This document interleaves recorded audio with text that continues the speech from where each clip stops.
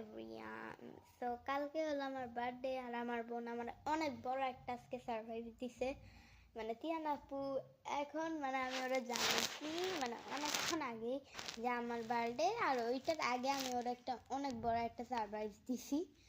মানে I love you C এটা লিখছিলাম, আর আমরা তো সবসময় কলে থেকে খেলি। তো এখন তিয়ান আপু তখন আমার কলে ছিল।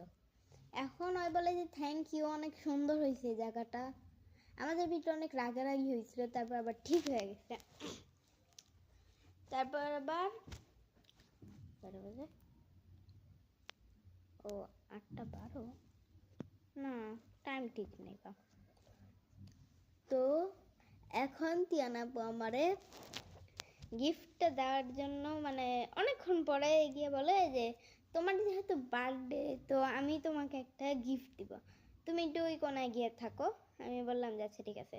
তারপর আমি কোনায় গিয়ে রেডি হইতেছিলাম আর একটু উকি মারে দেখছিলাম কী করতেছে। তারপর তিয়ানাপুরে বলছি, তারপর তিয়ানাপু বলে যে ধূপ তাহলে আমি সাজামই না, এরা বলছে আর চলে যাইতে নিছিল। তখন আমি বলি যে আচ্ছা আচ্ছা, আমি জাস্ট একটা আমি লাইটগুলো দেখছি, আমি অতটা কিছু দেখি নাই। তখন বলে যে ও তাহলে আসতে পারো। তারপরে তিয়ানাপু আমাকে নিয়ে গেছে ওই বার্থডে প্লেসটায়। তারপর গিয়ে বলে যে হ্যাপি বার্থডে। ওইটা আমার অনেক ভালো লাগছিল। তারপর আমরা অনেক নাচ গান করছি, একসঙ্গে নাচানাচি করছি অনেক রিজান গানে। যারা যারা ওইটার ব্লগ চাও তারা তারা অবশ্যই লাইক সাবস্ক্রাইব আর কমেন্ট করবা।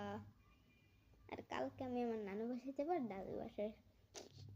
বাই, পরের ব্লগে দেখা হবে। বাই।